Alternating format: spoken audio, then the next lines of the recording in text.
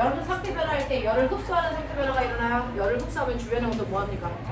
낮아지는 거죠. 열을 방출하면 주변의 온도는 높아지는 거죠. 자, 열을 흡수하는 상태 변화 뭐 있습니까? 불러.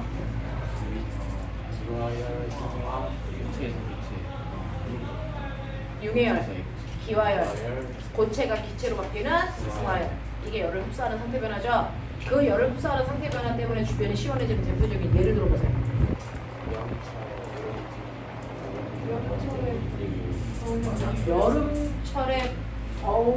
여름철에 바닥에 물을 뿌리면 시원하게 느껴지는 게 물의 기화열 때문이죠. 쓴가요? 냉장고에 들어가면 시원해요. 그러는 거야. 아, 냉매. 네. 그 냉매의 냉장고 안쪽과 냉장고 바깥쪽의 상태 변화 다른 거 알죠? 네. 그래서 열의 흡수와 방출이 다 일어나요. 그리고 또 뭐 있을까요? 시원하다고 느껴지는 거. 네. 물이 증발할 때 샤워한 땀이 마르면서 시원하다고 느껴지는 게 이 그림입니다. 1번. 자, 1번은요. 가죽이죠. 가죽으로 만든 뭐라고 합니까? 이거 물주머니. 네. 이거 가죽이에요. 비닐이 아니에요. 차이점이 뭐예요? 비싼 것과 싼 것과 차이점이죠. 가죽은 눈에 피부가 가죽인데 여기 뭐 있어? 땅구멍. 이게 있어요.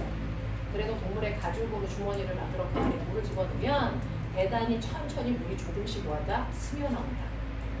그러면 스며나온 물이 사막에서 뭐합니까? 증발하세요. 그 증발하면서 기화열을 흡수하니까 그 안에 있는 물이 뭐합니까? 차갑습니다. 그래서 시원하게 마시죠. 이게 좀 하는 거죠. 자, 그래서 1번의 답이 몇 번이게 납득이 됩니까? 4번이게 납득이 됩니까? 감사합니다. 자, 그럼 두 번째 가죠. 물은 여러 가지 특성을 가지고 있는데, 야, 이글루는 뭐냐? 이건 내가 아는 얘기고요. 이글루에서 일어나는 상태 변화는 뭐냐? 이글루에서 따뜻하게 사는 방법. 물을 뿌렸더니 물이 뭐했어요? 얼어서요? 물을 얼면서 무슨 열? 온도열을 뭐하고 있냐? 방출. 그래서 그 안에 있는 아저씨가 따뜻하게 사는 거죠. 아저씨가 따뜻하게 잘 때 날로 피면 되겠어? 안 되겠어? 안 돼요. 지금 날려먹는 거야. 알겠어? 대안은 있게 행동하자. 그런 얘기. 자, 그 다음에 살인미 소리요. 상상했더니 자고 일어났더니 뚜껑이 없어졌어요. 자, 두 번째. 물은 여러 가지 특성을 가지고 있는데 그중 하나는 물이 얼면 밀도가 물보다 작아져서 얼음이 물 위에 뜨는 것이다. 밀도가 작아진대.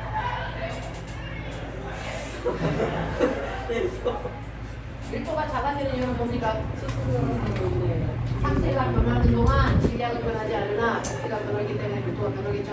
그 중에서 보면 액체가 고체가 되는 동안 수소결합 때문에 부피가 커져서 오히려 부피가 커지기 때문에 밀도가 뭐한다? 작아지다. 그럼 밀도가 작아지면 뭐한다? 뜬다. 그 뜨는 건 누가 만드는 거다? 중력이 만드는 거다. 알겠어? 네. 그러니까 우주에 가면 됐어. 뜰 이유는 없다. 이런 거죠. 근데 저 닥쳐! 일본이 계속해 왜 그랬어요? 물의 온도가 겁나 높은 물의 온도가 겁나 높아요. 그러면 열나 높겠죠. 물의 온도가 겁나 높으면은 너 밀도가 자수서에도 겁나 높지? 아예 그게 안 되지. 매우 그런데 얘 때문에 내가 자꾸 말할 때 겁나 이런 단어를 내가 써요. 그런데 물의 온도가 겁나 높은데 얼음 넣었어요. 겁나 시원해져. 말해봐. 질문이 뭐야? 그러면은 물 밀도가 얼음보다 낮아져서 바람이 다시 말해. 물의 온도가 높았어. 물의 온도를 겁나 높였더니 물의 밀도가 얼음보다 낮아질 수 있냐? 그럴 수도 있죠. 그러면은 100도의 순간에 물의 밀도를 조사하면 되겠다. 자서서다.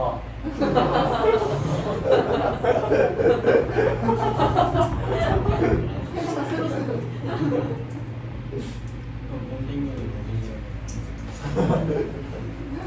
한 시간에는 다 선생님. 그래서 겁나 높았을 때 그 밀도가 얼음의 밀도와 어떠냐? 아까 얼음의 밀도 얼마 나왔어요? 0.95 나오죠. 아까 우리가 찾았던 0.5는 비열이고요.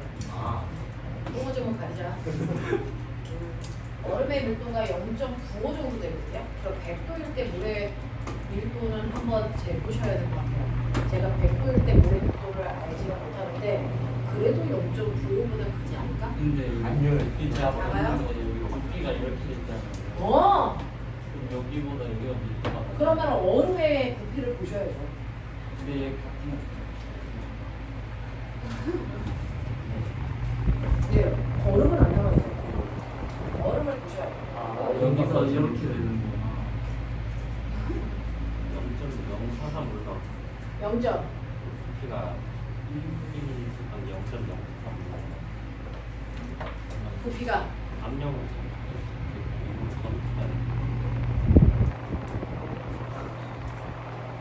제가 구했는데 아, 구했어? 네, 0.043 나와요. 0.043이 누구의 밀도야? 증가했다고. 중간에. 아, 0.043의 부피가 증가했다고. 그러니까 만약에 물이 10ml가 있었으면 네. 얘가 100도가 되는 순간 요만큼 증가해서 10.0443ml가 됐다는 얘기죠. 밀도 찾았어요. 100도의 밀도가 얼마예요? 0.95. 0.95838. 그럼 얼음의 밀도가 0.95 얼마입니까? 0.95까지는 알지 뒷자리 모르겠다. 이게 높죠. 야 얘가 0.959일 수도 있잖아 이 새끼야. 아니, 아직 안 빨리 찾아. 없으니까 모르겠어. 그러니까 바다님에서 0.91에 60이 나오는데. 91이야? 네. 오. 네. 앞으로 이런 거 적어놔서 찾아보면 되잖아 이 새끼야. 압력을 높여서 끓는 줄 안 된다면 네, 저도 안되고 끝낸다고 느끼는 야, 그럼 내가 이거 문제 읽은 동안 잠깐만 있어볼래? 무슨 문제인데 여기? 여러 가지 특성을 가지고 있는데 이게 작은 주제라고요. 그중 하나는 물이 열면 밀도가 작아져서 밀도가 물보다 작아져서 얼음이 물 위에 뜨는 것입니다. 그런데 사진에는 얼음이 물 위에 떠 있는 것도 있고 얼음이 물 속에 가라앉아 있는 것도 있습니다. 자, 어떻게 하면 그림처럼 얼음을 물에 가라앉힐 수 있을까? 가능한 방법들을 생각해 보세요. 라고 했습니다. 자, 그렇다면 여기에 있는 첫 번째, 뭐라고 하셨어요? 근데 물은 100도씨에 넣고 얼음은 막 마이너스 100도씨에 넣으면 되지 않을까요? 될 수도 있죠. 그러니까 여기 안에 있는 입자들의 친밀도를 조금 더 높인다는 얘기잖아요. 친밀도를 높이기 위해서 여기 있는 얼음을 얼린 압력이 1기압보다 높은 상황에서 얼려요. 뭐 이런 얘기를 하고 싶은 거죠. 아, 그런 얘기 아니죠. 맞는데. 그러니까 어쨌든 간에 물은 입자에 밀집된 정도를 느슨하게 합니다. 그죠? 얼음은 밀집된 정도를 더 크게 하면 되잖아요. 어차피 밀도는 그 안에 있는 입자들의 치밀한 정도거든요. 그걸 다르게 하면 되잖아요. 일반적인 얼음하고 다르게. 그래서 네. 근데 여기에서 이게 순수한 얼음이어야 되니까 소금물을 얼리면 안 될까요?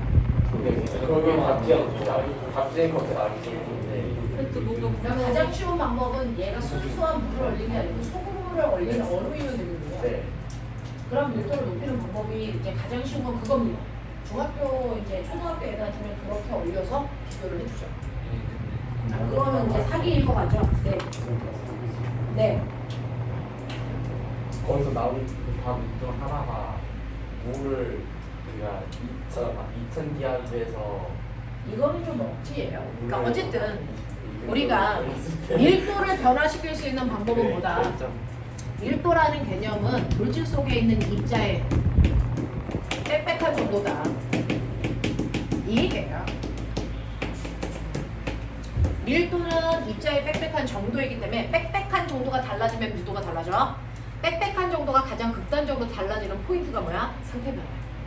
그래서 상태가 달라지면 같은 물질이라도 밀도가 달라요. 그래서 가장 빽빽한 고체일 때가 가장 밀도가 일반적으로 높고요. 그 다음에 액체고, 그 다음 기체인데 물만 예외적으로 물이 밀도가 제일 크고, 그 다음 얼음이고, 그 다음에 수증기야. 뭐 이렇게 했어요.